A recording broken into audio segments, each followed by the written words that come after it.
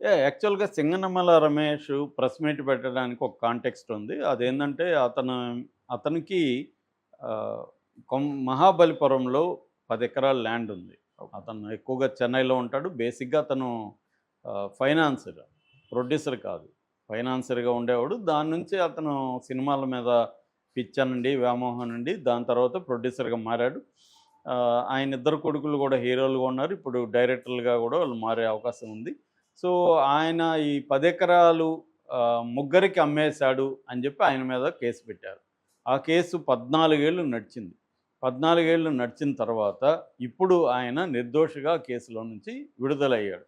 దాన్ని సెలబ్రేట్ చేసుకోవడం కోసం, అట్లాగే తన ప్రాజెక్ట్‌లేవో ప్రకటించడం కోసం ఆయన ప్రెస్ మీట్ పెట్టాడు. ఈ ప్రెస్ మీట్‌లో ఆయన అనేక విషయాలు షేర్ చేసుకున్నప్పుడు విలేకరులు అడిగారు. "మీరు గతంలో 'కొమరం పులి', 'కలేజా' తీశారు గదా! అవి ఫ్లాప్ అయ్యాయి గదా! దాంట్లో మీరు ఎంత నష్టపోయారు? ఎందుకు ఫ్లాప్ అయినాయి?" అనేది ఆయన్ని అడిగారు.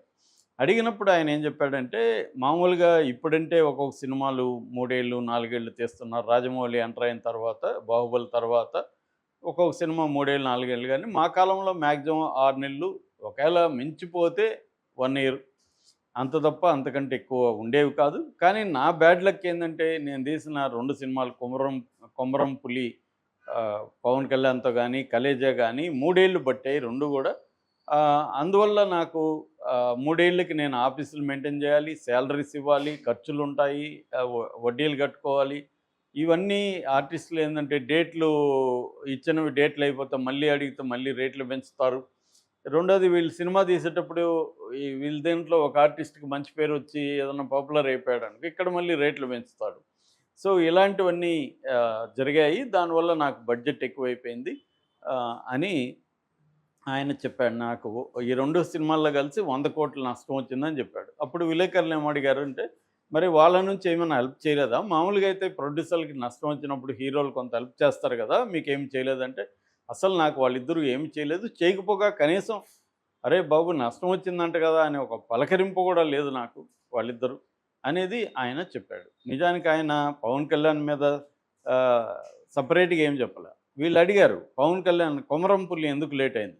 అప్పుడు ఆయన వాళ్ళ అన్న 'ప్రజారాజ్యం' పెట్టాడు కాబట్టి దాంట్లో బిజీగా ఉన్నాడు. దానివల్ల నాకు లేట్ అయిందని చెప్పాడు గానీ, రకరకాల కారణాలతో జరిగాయి. అందులో 'ప్రజారాజ్యం' పెట్టడం వల్ల ఆయన బిజీగా ఉన్నాడనేది ఆయన చెప్పిన ఉద్దేశం.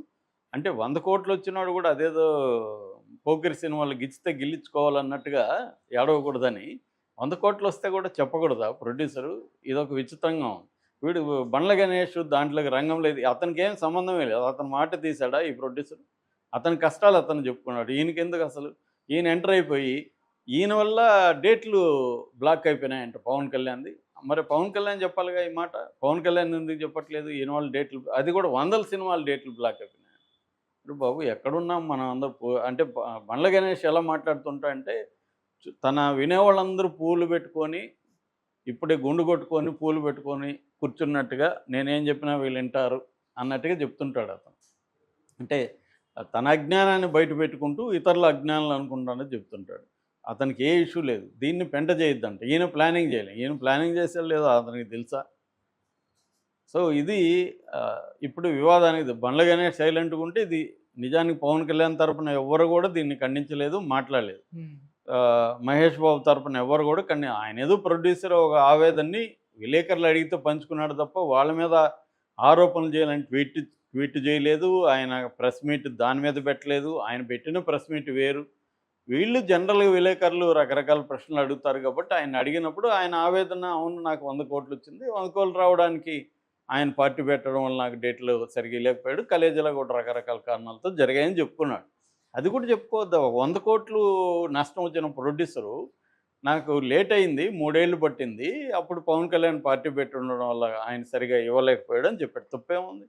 ఇవాళ అదేంటి పవన్ కళ్యాణ్ సినిమా మర్చిపోతుంటారు. 'హరిహర వీరమల్లు'. 'హరిహర వీరమల్లు' ఎన్నేండ్లయిందది?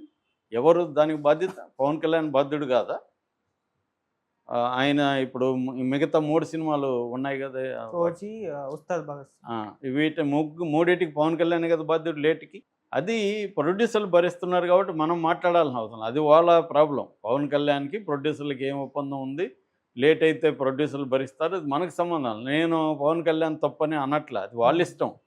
కానీ మామూలుగా బయట నుంచి చూస్తే సినిమా ఇండస్ట్రీ తెలిసిన వాడిగా చాలాసార్లు హీరోలు ప్రొడ్యూసర్లను ఇబ్బందులు పెడతా ఉంటారు, స్టార్ హీరోలు.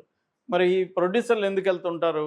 ఇబ్బందులు పడినా కూడా ఆయన ఎవరో ఒక ప్రొడ్యూసర్ కామెంట్ చేశాడు, వీడితో ఏమన్నా మనం సంవత్సరాలు కాపురం చేస్తాం, ఒక 6 నెలలు ఇబ్బందులు పడితే ఈ ఇట్లాగా అన్నాడు, ఈ శాడిస్ట్తో ఒక 6 నెలలు పడితే మనకి 4 డబ్బులు వస్తాయి, ఆ, కాబట్టి భరిస్తామని. అట్లా వాళ్ళు కూడా తెలిసే భరిస్తుంటారు.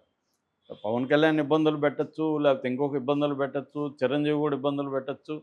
ఆహ్, పెట్టినా కూడా ఎందుకు వీళ్ళు భరిస్తుంటారంటే వీళ్ళకి మార్కెట్ ఉంది కాబట్టి భరిస్తారు. పవన్ కళ్యాణ్‌కి మార్కెట్ ఉంది. రెండోది ఆయన ఇప్పుడు డిప్యూటీ సీఎమ్ము. ఏదో ఒక పనులు చేసుకోవచ్చు. మొన్న కూడా ఆయన ఎవరికో పదవి ఇచ్చాడా? ఏదో ఇచ్చాడు. విశ్వప్రసాద్‌కి. టీజే విశ్వప్రసాద్‌కి ఏదో పోస్ట్ వచ్చిందనుకున్నా. నాకు కరెక్ట్ గుర్తులేదు. అలాగే ఏవో చేస్తారు వాళ్ళు. ఏదో కాంట్రాక్ట్ వచ్చింది టీజే విశ్వప్రసాద్‌కి. అలాగా ఆయన పదవిలో ఉన్నాడు కాబట్టి తన ప్రొడ్యూసర్ లాస్ అయితే అతను ఏదైనా చేస్తాడు. కానీ ఈయనకి ఏమీ జరగలేదు కాబట్టి ఈయన ఇది జరిగింది.